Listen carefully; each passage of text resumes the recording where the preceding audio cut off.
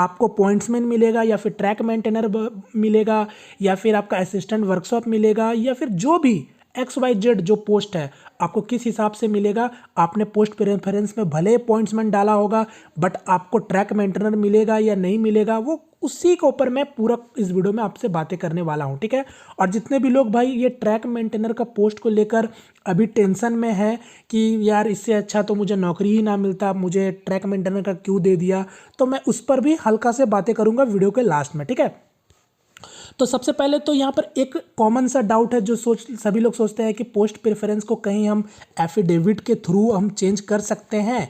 तो मैं आपको बता दूं भाई, एफिडेविट के थ्रू आप पोस्ट प्रेफरेंस चेंज नहीं कर पाओगे। एफिडेविट से आपका नॉर्मल एरर, चाहे नाम में, आपका नेम में, सर्टिफिकेट में आपका नेम में कुछ एरर हो रहा है या फिर आपके फादर का नेम में, मदर के नेम में या फिर एड्रेस में कोई भी एरर है तो उसको लेकर आप एफिडेविट बनाकर आप डीवी में काम चला सकते हो। बट पोस्ट प्रेफरेंस के लिए आप एफिडेविट भी बना लोगे ना तो आपका आरआरसी सुनने वाला नहीं है। एक बार आपने जो पोस्ट प्रेफरेंस भर दिया मतलब वही आपका चलेगा, ठीक है। अब दूसरा जैसे बात करेंगे, क्या सब लोग बोलते हैं क्या पोस्ट प्रेफरेंस के हिसाब से ही सबको पोस्ट मिलती है, तो मैं आपको बता दूं ये 100% सही नहीं है, ठीक है। आप इसको ऐसे समझ सकते हो कि पोस्ट प्रेफरेंस उन्हीं के लिए 100% सही होगा जिनका, ठीक है मैं बता दूं क्योंकि ये टोटली डिपेंड कर रहा है, जिनका कैंडिडेट स्कोर सबसे अच्छा होगा और साथ ही साथ उनका मेडिकल स्टैंडर्ड अच्छा होगा। यानी मैं सिंपल लैंग्वेज में आपको बताऊं तो पोस्ट प्रेफरेंस सिर्फ और सिर्फ उन्हीं के लिए पोस्ट प्रेफरेंस वाइज मतलब पोस्ट प्रेफरेंस का वैल्यू मतलब मिलेगा जिनका नंबर अच्छा है और मेडिकल स्टैंडर्ड अच्छा है। तभी जाके आपका पोस्ट प्रेफरेंस में, चाहे आपने ट्रैक मेंटेनर यानी टीएम भरा हो, चाहे पॉइंट्स मैन भरा हो आपने पहले, ठीक है। अब आप बोलोगे तो भाई किसके लिए पोस्ट प्रेफरेंस नहीं एप्लीकेबल है, तो अब आप ऐसे भी समझ गए होंगे जैसे कि मैंने आपको बता दिया कि मेन आपका दो ही चीज पर आपका डिपेंड करता है, एक कैंडिडेट का स्कोर कितना और दूसरा आपका मेडिकल स्टैंडर्ड, और तीसरा भी मैं आपको बता दूं जो कि आप इसको बोलो या ना बोलो बट इस पे भी डिपेंड करता है, वो तीसरा चीज है लक यानी किस्मत। यानी किस्मत पर भी आपका निर्भर करता है कि आपको कौन सा पोस्ट मिलेगा, चाहे आपने ट्रैक मेंटेनर ही क्यों ना पहले में भर दिया हो, मगर अगर आपका लक अच्छा रहा ना तो आपको पॉइंट्स मैन मिल जाएगा। समझ रहे हो कैसे, तो ये मैं आपको बता देता हूं क्यों मैंने ये मैंने आपको बोला कि ये 3 चीज पर डिपेंड करेगा। क्योंकि समझना, आपका देखो आपको मैंने अभी बताया कैंडिडेट का स्कोर अच्छा है, मेडिकल स्टैंडर्ड अच्छा होना चाहिए। तो रेलवे क्या करता है, सबसे पहले कैंडिडेट का स्कोर देखता है, तो जिसका स्कोर सबसे अच्छा रहता है फिर वो उसका मेडिकल स्टैंडर्ड को देखता है, क्या उसने जो मेडिकल स्टैंडर्ड जो भी पोस्ट, जैसे कि अगर उसने पॉइंट्समैन डाला है तो वो उसका मेडिकल स्टैंडर्ड भी चेक करता है। अगर वो मेडिकल स्टैंडर्ड भी अच्छा है और ये भी अच्छा तो वो उसका पॉइंट्समैन में अगर वो पहला डाला होगा पोस्ट प्रेफरेंस में तो वो उसको अलॉट कर देता है, ठीक है। बट अगर इसी केस में अगर मैं मान लूँ कि किसी कैंडिडेट का स्कोर अच्छा था बट मेडिकल स्टैंडर्ड खराब था, जैसे कि खराब मतलब पॉइंट्समैन के लिए वो मेडिकल स्टैंडर्ड नहीं है, तब वो क्या करेगा, उसको पहला प्रेफरेंस ना देके दूसरा जो भी प्रेफरेंस होगा या तीसरा जो भी प्रेफरेंस होगा, जिस भी मेडिकल स्टैंडर्ड से वो मतलब उसका एलिजिबिलिटी को पार करेगा वो उसको उस पोस्ट में अलॉट कर देगा। समझ गए, ये हो गया। अब बात करेंगे जैसे लक वाला।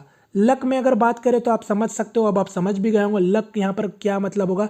तो सबसे पहले रेलवे आपका कैंडिडेट का स्कोर वाइज आपको देते जाता है। अब सपोज दैट मैं मान लेता हूँ कि आपका लक अच्छा है मगर आपने पहले भरा था ट्रैक मेंटेनर, और सभी को पता है कि उस वक्त ऐसा काफ़ी लोगों के साथ हुआ है, फॉर्म फिलिंग के समय उनको नहीं पता था कि क्या पोस्ट प्रेफरेंस, उन्होंने जो भी जिस भी तरीके से जिनको भी जैसा जैसा लगा कि भाई सबसे ज़्यादा वैकेंसी जिसमें है वो उसी हिसाब से जो भी पोस्ट डाल दिए थे। तो अब काफ़ी लोगों का ट्रैक मेंटेनर ही है। अब मैं मान लेता हूं कि किसी कैंडिडेट का नंबर डीवी मेडिकल से जस्ट उसी के नियर अबाउट है, तो जब उस कैंडिडेट की बारी आएगी, अगर उसने पहला पोस्ट में ट्रैक मेंटेनर भरा और दूसरा उसने पॉइंट्समैन भरा है, तो ट्रैक मेंटेनर की जो भी वैकेंसी अगर पहले ही खत्म हो जाती है यानी पहले ही अगर पूरा फिलअप हो जाती है, तब अब आप देखो उसका लक काम करेगा कि नहीं, क्योंकि अब वो चाह के भी रेलवे उसको ट्रैक मेंटेनर नहीं दे पाएगा। उसके लिए उसको क्या लगेगा कि ट्रैक मेंटेनर इस कैंडिडेट को चाहिए था बट है नहीं, तब वो क्या करेगा, पॉइंट्समैन आपको अलॉट कर देगा अगर पॉइंट्समैन में सीट रहा तो। अगर पॉइंट्समैन में भी नहीं रहा तो तीसरा नंबर का सीट आपका तीसरा नंबर का जो भी आपका पोस्ट होगा वो आपको अलॉट कर देगा। तो ये इस तरीके से पोस्ट अलॉटमेंट आपका होता है रेलवे ग्रुप डी में एग्ज़ाम में, ठीक है, रेलवे ग्रुप डी में। उम्मीद करता हूँ ये चीज़ सभी लोग समझ पाए होंगे। अब बात करेंगे, जैसे कि सभी लोग बोल रहे हैं कि भाई ट्रैक मेंटेनर ख़राब होता है, इसके ऊपर भी हल्का बात कर लेते हैं। देखो ट्रैक मेंटेनर ख़राब अच्छा का बारे एकदम भी नहीं बता रहा हूँ।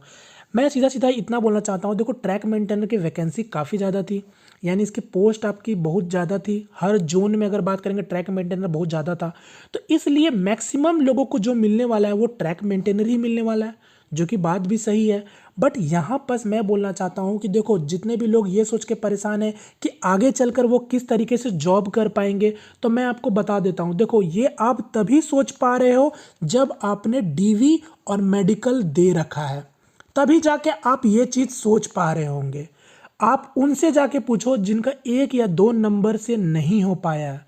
आप उनसे बोलो कि आपको कोई भी पोस्ट मिलेगा तो क्या चलेगा, वो डायरेक्ट हाँ बोलेंगे, एकदम बोलेंगे, खुशी खुशी हाँ बोलेंगे। तो ये अहमियत उनसे जाके पूछो जिनका नहीं हो पाया है 2 3 1 नंबर से या फिर पॉइंट में कुछ नंबर से, ठीक है। तो इसलिए मैं बोलता हूँ ट्रैक मेंटेनर मिले चाहे कोई भी पोस्ट मिले, आपको खुशी खुशी उसको एक्सेप्ट करना है। और साथ ही साथ मैं आपको, अगर आप मेरे चैनल से काफ़ी लंबे समय से जुड़े होंगे, तो मैं आपको कहता भी हूँ कि भाई जो मिलता है उसको आप ग्रैब करो और फिर आगे की तैयारी करो। मैं नहीं कहता हूँ कि आपका ये ग्रुप डी का एग्ज़ाम जो है आपका फाइनल डेस्टिनेशन है, आपको इससे आगे जाना है। तो आगे जाने के लिए आप ये मत देखो कि मेरे को पॉइंट्समैन मिलेगा तो ही मैं आगे जा पाऊंगा। आपको आगे जाना है तो कोई भी पोस्ट मिले आपको उसको सही तरीके से देखो, क्योंकि आज अगर आप माइंडसेट कर लोगे ना कि ट्रैक मेंटेनर मेरे को नहीं चाहिए था, तो यकीन मानिए फिर आप ही की ग्रोथ कहीं ना कहीं आपको रुकते हुए दिखेगी। तो इसलिए जो भी पोस्ट मिला आपको उसको खुशी खुशी एक्सेप्ट करो और अपने आगे के लक्ष्य की ओर बढ़ो, ठीक है।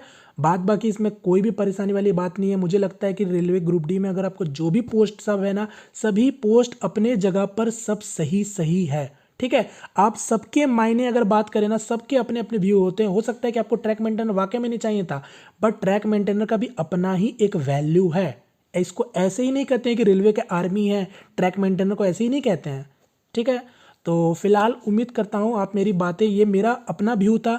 बात बाकी आपका क्या व्यू हो आप मुझे कमेंट करके बता सकते हो, ठीक है। हो सकता है कि भाई मैं अभी, आप कुछ लोग ये सोचेंगे कि भाई कि आपको ट्रैक मेंटेनर भले अच्छा लग रहा होगा बट मुझे अच्छा नहीं लगता, हो सकता है, ठीक है। बट आपके पास कोई और ऑप्शन भी नहीं है, ठीक है। तो चलिए, तो आपका जो भी व्यू है इसके ऊपर आप मुझे कमेंट करके बता सकते हैं। तो चलिए फिलहाल यहाँ पास मैं वीडियो को वाइंड अप करता हूँ। कोई भी अगर आपको डाउट है आप मुझे कमेंट कर सकते हो। मिलते हैं फ्रेंड किसी नेक्स्ट वीडियो में, तब तक के लिए जय हिंद जय भारत।